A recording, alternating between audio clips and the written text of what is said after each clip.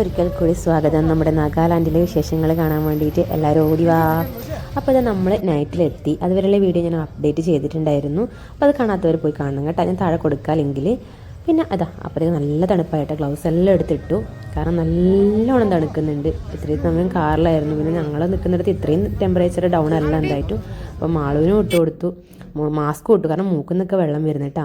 പിന്നെ അതിൻ്റെ ഉള്ളിലേക്ക് എൻട്രി ചെയ്യണമെന്നുണ്ടെങ്കിൽ അവിടെ നിന്ന് ഒരു 100 രൂപേൻ്റെ ടിക്കറ്റ് എടുക്കണം. അപ്പോൾ അതിൻ്റെ ടിക്കറ്റ് എന്ന് പറഞ്ഞാൽ ഇതാണ് കേട്ടോ. ഈ കയ്യിൽ അവർ ഒട്ടിച്ച് വെക്കും. അപ്പോൾ ഇറങ്ങുന്ന വരെ ഇത് കയ്യിലുണ്ടായിരിക്കണം. അപ്പോൾ അങ്ങനെ കയ്യിൽ അത് കെട്ടി തന്ന് എല്ലാവരുടെ കയ്യിലും അവർ തന്നെ ഒട്ടിച്ച് തരുന്നുണ്ട്.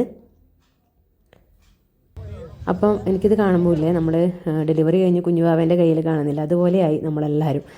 നമുക്കെല്ലാം ഒരു ഐഡൻറ്റിഫിക്കേഷനായി കയ്യിൽ.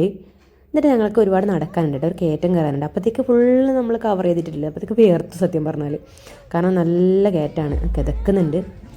അപ്പം ആദ്യമൊക്കെ ടാറിടാത്ത റോഡായിരുന്നേ. അത് കഴിഞ്ഞിട്ട് മേലെ എത്തി, കാരണം അവിടെയൊക്കെ ഇരുട്ടായതുകൊണ്ട് എനിക്കങ്ങനെ വീഡിയോ കിട്ടുന്നുണ്ടായിരുന്നില്ല. അപ്പോൾ ഇവിടെയൊക്കെ ഒരുപാട് ലൈറ്റ് എത്തിയിട്ട് അതങ്ങ് മേലെ എത്തി നമ്മൾ നടന്ന്. അപ്പോഴത്തേക്ക് സൈഡിലൊക്കെ എന്തൊക്കെയോ ചൂടുന്നുണ്ട്.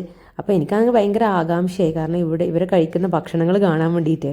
പക്ഷേ ഈ സൈഡിലൊന്നും അങ്ങനത്തെ ഭക്ഷണങ്ങളൊന്നും ഞാൻ കണ്ടില്ല. പിന്നെ ഞങ്ങൾ ഉച്ചഭക്ഷണം കഴിച്ചിട്ടില്ല. അപ്പോൾ നല്ലോണം വിശക്കുന്നുണ്ട്. മക്കളെല്ലാം കരയാൻ തുടങ്ങി, കാരണം അവർക്ക് നല്ലപോലെ വിശക്കുന്നുണ്ട്. പാവങ്ങൾ രാവിലെ കഴിച്ചതാണ്. ഫുൾ വണ്ടിയിൽ ട്രാഫിക് ജാമൊക്കെ ആയിട്ട്. അപ്പം നമുക്ക് എന്തായാലും ലഞ്ചും ഡിന്നറും കൂടിയിട്ട് ഒരു സാധനം, അതിനെന്താ പറയുമെന്നല്ല, അപ്പോൾ അത് വേണം. ലഞ്ച് കഴിച്ചില്ല, അതിൻ്റെ ഡിന്നറും എല്ലാം കൂടി ഒരുമിച്ച്. ഇപ്പോൾ സമയം ഏകദേശം ഒരു 6:30-7 മണിയായിട്ടു. അപ്പോൾ അത് ഫുള്ള് ലൈറ്റൊക്കെയാണ് കേട്ടോ. ഞങ്ങൾ ഇതുവരെ അങ്ങോട്ട് പോയില്ല, ഹോൺബിൽ ഫെസ്റ്റിവൽ നടക്കുന്ന സ്റ്റേജിലേക്ക് പോയിട്ടില്ല. കാരണം ഫുഡ് കഴിച്ചിട്ട് പോകാമെന്ന് വിചാരിച്ചിട്ടാണ്. അപ്പോൾ നമുക്ക് പറ്റുന്ന എന്തെങ്കിലും ഫുഡ് തപ്പി നടക്കുവാന്ന് കേട്ടോ. എവിടെ എന്തൊക്കെയാണെന്നൊന്നും അറിയില്ലല്ലോ. ആദ്യം ഒരു ചായ വേണം, കാരണം നല്ല തണുപ്പ്. ഇങ്ങനെ വെള്ളമൊക്കെ തണുത്ത് പോയി കാറിൽ വെച്ച് കൊണ്ടുവന്നത്. അപ്പോൾ ദിനവായിട്ടൊരു മാസ്കൊക്കെ ഇട്ടു കേട്ടോ. എനിക്ക് വീഡിയോ എടുക്കുമ്പോഴാണ് ഞാൻ ഈ മാസ്ക് താത്തി വെക്കുന്നത്. മൂക്കിൽ നിന്ന് ഇങ്ങനെ വെള്ളം വരുന്നുണ്ട് തണുപ്പടിച്ചിട്ട്.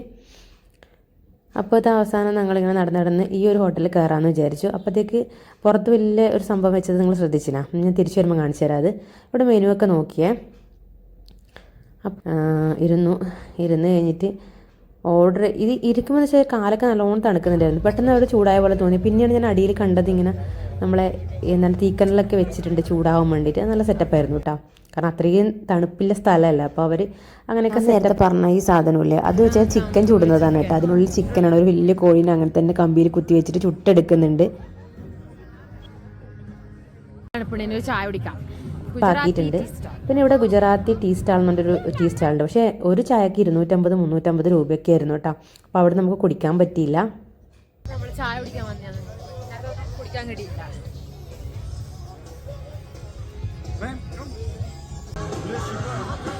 അവിടുന്ന് ഞങ്ങൾ തൊട്ട് അപ്പുറത്തെ കടയിൽ പോയിട്ടാകുമ്പം വെറും കട്ടൻ ചായ കുടിച്ചു. അതൊരു 30 രൂപയ്ക്കൊക്കെ കിട്ടിയിട്ടാണ്, ബ്ലാക്ക് കോഫി.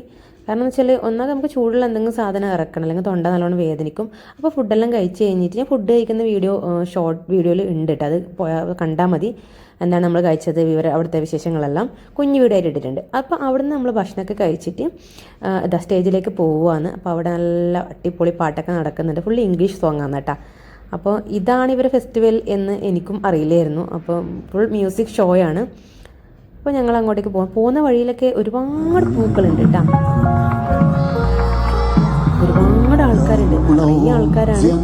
പുറകിൽ ബാൽക്കണി വ്യൂ എന്ന് പറഞ്ഞിട്ട് ചുറ്റും ഒരുപാട് ആൾക്കാർ ഇരിക്കുന്നുണ്ട്. ശരിക്കും എനിക്ക് ഈ പാട്ടിനെക്കാട്ടി ആരവം തോന്നുന്നത് എന്താ പറയുക, ഹാപ്പിനെസ്.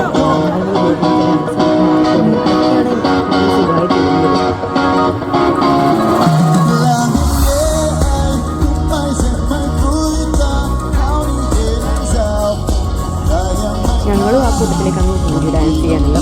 ഒന്നാമത് തണുപ്പാണ്, പണിക്കൊണ്ടിരുന്നാൽ മാത്രമേ ശരീരം ചൂടാവുള്ളൂ. എന്തായാലും അവിടെ മൊത്തമായിട്ട് നല്ലൊരു അടിപൊളി വൈബായിരുന്നു.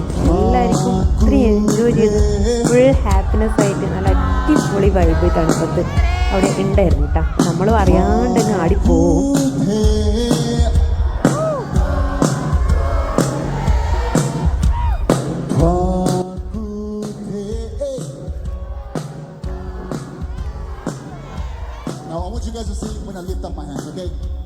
ഒരുപാട് മലയാളികളുണ്ട് കേട്ടോ. അതാണ് എനിക്ക് ഏറ്റവും വലിയ അത്ഭുതമായി തോന്നിയത്.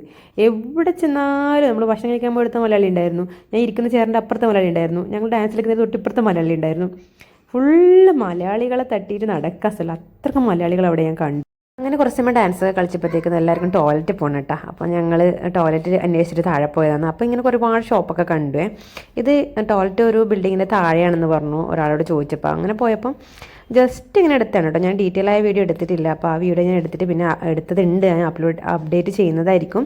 അപ്പോൾ ഇത് ജസ്റ്റ് ഞാൻ അത് ടോയ്ലറ്റ് പോകുന്ന വഴിയിൽ കണ്ടതാണ്. അവിടുത്തെ ട്രഡീഷണലായ ഐറ്റംസ് എല്ലാം വെക്കാൻ വെച്ചിട്ടുണ്ട്. ട്രഡീഷണലായ മാല, അവരുടെ ഡ്രസ്സുകൾ, കമ്മലുണ്ട്. പക്ഷെ ഭയങ്കര കോസ്റ്റ്ലിയാണ് കേട്ടോ. ഭയങ്കര എന്ന് വെച്ചാൽ ഭയങ്കരമാണ്. ഒരു 250-300 ചെറിയ കല്ലാമാലക്കൊക്കെ 300 രൂപയ്ക്കാണ്. പിന്നെന്ന് വെച്ചാൽ അവിടുത്തെ ഓർമ്മക്കായിട്ട് എന്തെങ്കിലും വാങ്ങാൻ അത്രയേ ഉള്ളൂ. അപ്പോൾ ആ ഒരു പർച്ചേസിൻ്റെ വീഡിയോ ഒക്കെ ഇനി ഞാൻ ഇടുന്നതായിരിക്കും. അപ്പോൾ ഈ നാഗാലാൻഡിലത്തെയും അതായത് അവിടുത്തെ ഹോൺബിൽ ഫെസ്റ്റിവലിനെ പറ്റി എല്ലാം അറിയാനും കാണാനെല്ലാം ആഗ്രഹമുള്ളവർ ചാനൽ സബ്സ്ക്രൈബ് ചെയ്യണം. പിന്നെ നിങ്ങളെ കൂട്ടുകാർക്കെല്ലാം ഷെയർ ചെയ്ത് കൊടുക്കണം. ഇനി ഒരുപാട് അവിടുത്തെ വിശേഷങ്ങൾ ഞാൻ ഷൂട്ട് ചെയ്ത് വെച്ചിട്ടുണ്ട്. എല്ലാം നിങ്ങൾക്ക് കാണാൻ അറിയാൻ വേണ്ടിയിട്ട് ചാനൽ സബ്സ്ക്രൈബ് ചെയ്യണം, ലൈക്ക് ചെയ്യണം, ഷെയർ ചെയ്യണം, സപ്പോർട്ട് ചെയ്യണം. അതുപോലെ ഇനി പുതിയ ഒരുപാട് വിശേഷങ്ങളുമായിട്ട് ഞാൻ വരുന്നതായിരിക്കും. Bye, thank U.